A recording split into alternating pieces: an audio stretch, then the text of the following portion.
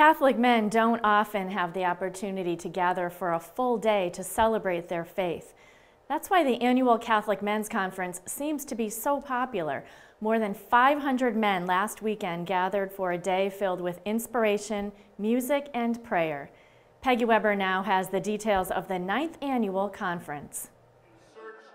Almost 500 men gathered for the 9th annual Catholic Men's Conference at Cathedral High School.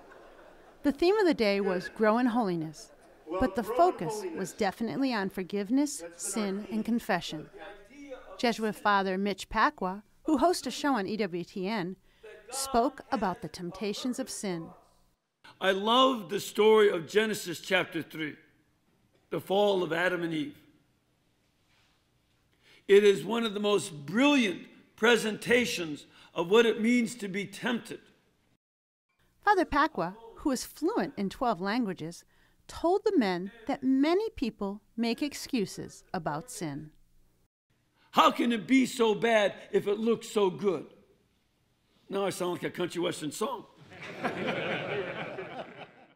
The 62-year-old priest noted that today's society must address the existence of evil. The culture doesn't have many ways of dealing with sin. They don't want to go to confession. And so they will talk their way out of it, either by saying there is no such thing as sin or by psychologizing it. Father Pacwa and the other speakers, however, were positive about the future of the church. I'm hopeful for the future of the church. I'm very hopeful. I'm not an optimist. I'm not a pessimist. I'm very concerned about the society as a whole. Paco Gavrilades returned to the men's conference this year. The evangelization coordinator from the Archdiocese of Detroit showed his enthusiasm for the faith and an upbeat attitude. And what we're seeing in the Western world is the church is becoming smaller, correct? But it's not becoming necessarily weaker. It actually has the potential of becoming much stronger, because those who really are going to stand for Christ and for what he teaches will have been purified.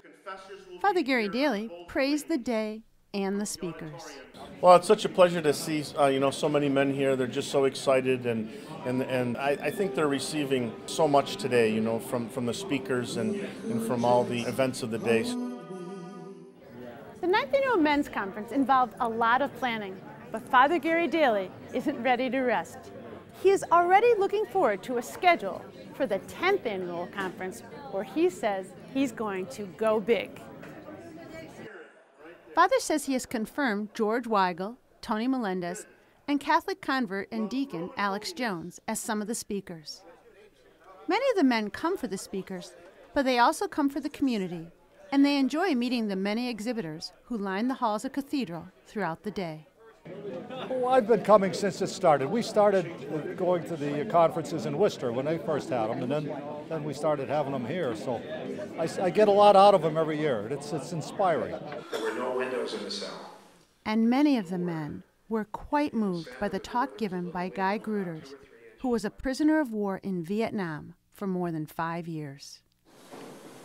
We had 2 little meals of bread and water each day, about 11 in the morning and 4 in the afternoon.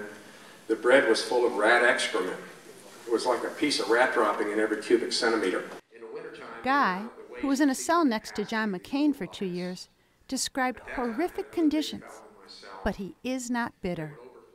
I did a lot of spiritual reading, the Bible and everything else when I came back. It was a great conversion experience for me. I never upset with prison camp. Best thing that ever happened to me, and it was hell on earth for 5 years. His message focused on forgiveness. Now I'm trying to go out and tell a story of how God saves you from pride and hatred and, unforgiveness, and he wants you to be with him all day. He's really a love. He really is, With a message like that, it's no wonder everyone said they had a good day. For Reel to Reel, I'm Peggy Weber. It's so great to see so many people devoted to their faith, and a reminder that the annual Catholic Women's Conference will be next Saturday, April 16th at Cathedral High School in Springfield. And for more information, you can go to our website at iobserve.org.